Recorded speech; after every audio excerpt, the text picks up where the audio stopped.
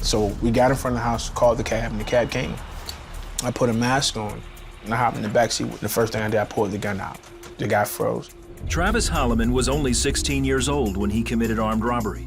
His tendency for violence began at home. My mother and my stepfather would argue a lot. It sometimes got physical. They would fight each other, and then it spilled over into me and my brother. Travis's stepfather began to physically abuse him and his brother.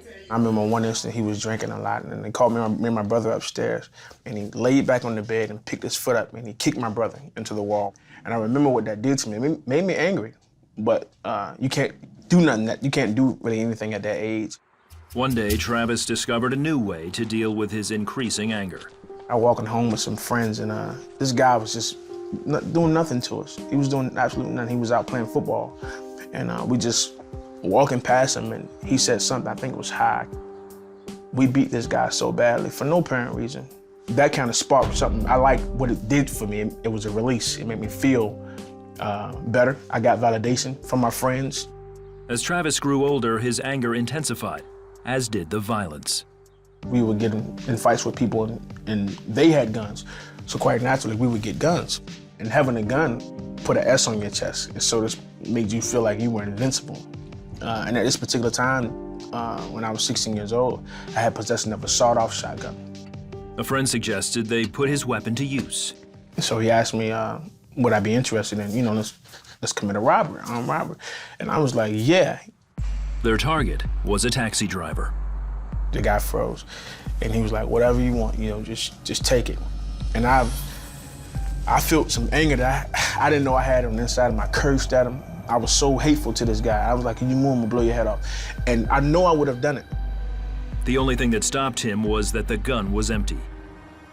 Right before we did the crime, I was like, man, I'm taking the ammunition out.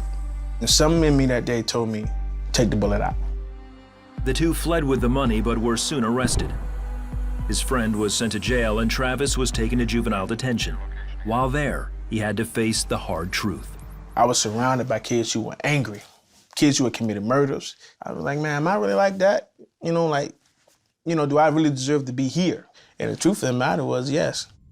So I really wasn't angry at anybody else no more. I became angry at myself. And I was like, God, if you can do anything, now would be the time to do it. Soon after, a minister visited the detention center and spoke about Jesus. He was talking about a transformed life. He can really transform your life. He can give you a new heart. He was just preaching the purest and simple I had ever heard it. Jesus loves you and he'll forgive you. Just ask him to forgive you. And I did that. And when I did that, I felt no anger, self-condemnation, and guilt I felt for myself. I didn't feel that anymore.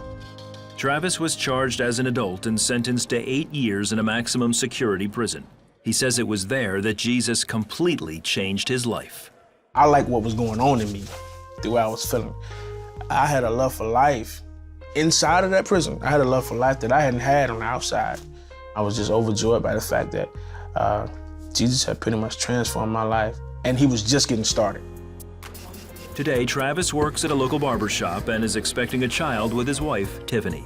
He's also reconciled with his parents and currently being licensed to lead a prison ministry. Jesus has been true to everything he said he would ever do for me. He's recreated me. And I look at myself and I weep as I worship him. And I just love the Lord. I love him so much, mainly because he presents himself as this God who came down. We don't have to reach up. He comes down.